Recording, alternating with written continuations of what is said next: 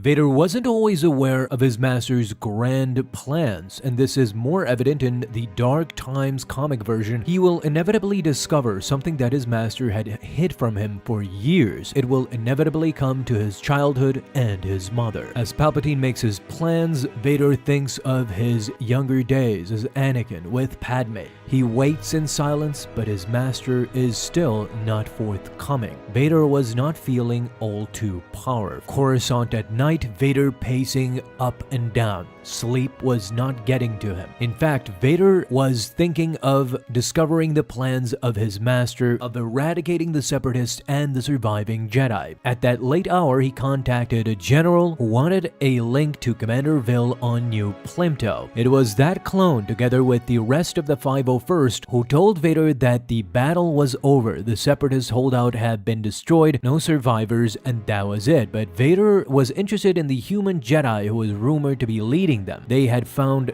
no other signs, and all the rest were dead insurgents. But there was one simple problem with Commander Vil now that the battle was over.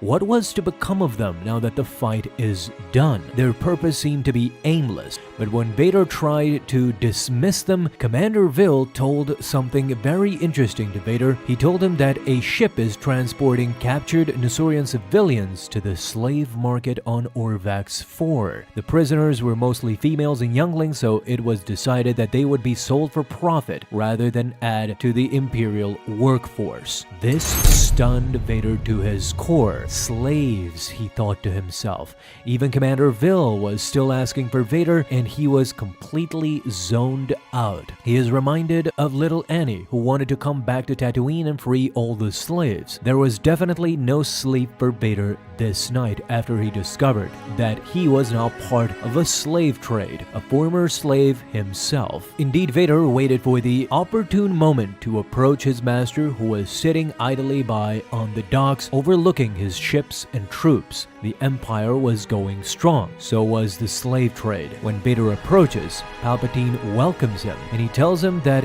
his new assignment would be forthcoming. But there is the matter of Murkana, which requires your attention. It involves a Jedi, says Palpatine. But Vader is still silent and looks the other way, being kind of dismissive to Palpatine at this moment. Guilt was eating him up inside. He was turbulent, visibly turbulent at that, moving his head, shifting his vision. And then suddenly it came. "Something troubles you, apprentice?" asked Palpatine, knowing full well that something troubled Vader. Now Vader was forthcoming. "I heard from Commander Vil," says Vader, "on New Plympto." "Ah," says Palpatine. Now he realized what his apprentice was on about. "I should have remembered Anakin Skywalker was a slave, as was his mother." This is indeed the first time that Palpatine, as the Emperor, as his new master, mentions his mother in front of Vader, who was trigger happy to say the least. Not only does he mention the name Anakin and that he was a slave, but he mentions his mother too. It is a very significant moment showing how low Vader had fallen. "My apologies, Lord Vader," says Palpatine. "I should have explained the current situation sooner." Vader couldn't do anything but stand idly by and listen to his master drone on and on about slavery, about how we can excuse it. But I mentioned earlier that he had fallen so low that if anybody else had the gall to mention his dead mother and that he, as Anakin, was a slave together with his mother, his head would be sliced clean off. You see the power dynamic in this comic very apparently, that Vader could do nothing but stand and listen to his new master. And that's exactly what Darth Sidious does. He explains that slavery exists in the lawless reaches of the Outer Rim. The trading of individual lives and freedom for personal gain must end, and it will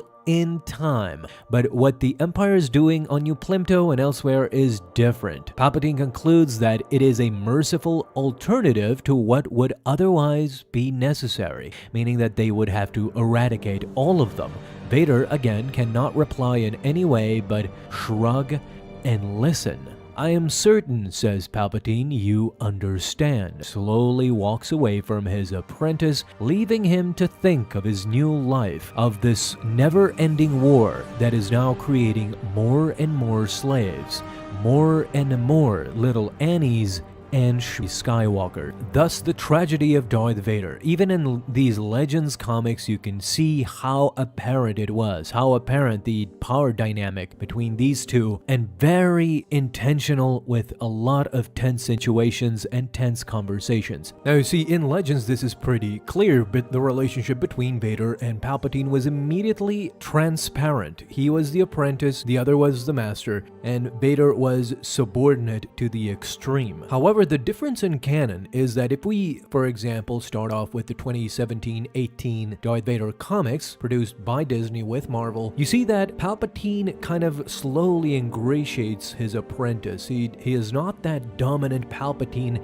and you see Vader sometimes snap or be judgmental, but Palpatine is, of course, much more fluid in his reaction. He is not immediately that authoritative. In canon, it's apparent that after A New Hope 2015 comics, and especially now 2020 onwards with the Darth Vader issues after Empire Strikes Back, you see that with these other timelines 20 years or more later, now you see the relationship completely change. The dynamic is that Palpatine has kind of lost not only faith but patience with his apprentice, and now he is much more authoritative towards Vader than we see in early versions of the comics, in the early years of the Empire. So without a doubt, I know that canon borrowed from Legends a lot, and this is one of those things that is kind of overlooked. We see that characters come back from Legends and a lot of other aspects of it, but in terms of character dynamics, in terms of hierarchy, and how the relationships evolve, those are simply sometimes overlooked, and we see in this instance clearly that it took a lot of time for canon to come to this place where Legends immediately started off. In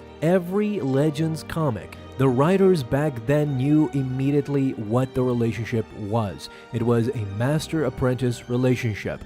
Not that in canon it is not officially, but again, the dynamic, the conversations, everything in between is kind of read in that manner. I at least see it that way. Those old writers with the Legends comics knew perfectly well that Vader couldn't budge and couldn't say a word against Palpatine, not even talk back to him. You see in this comic more specifically that Vader would shut up, would not even reply, even if he offended his mother. Vader would not have the courage to talk back. So let me know, what do you think more specifically in the comments?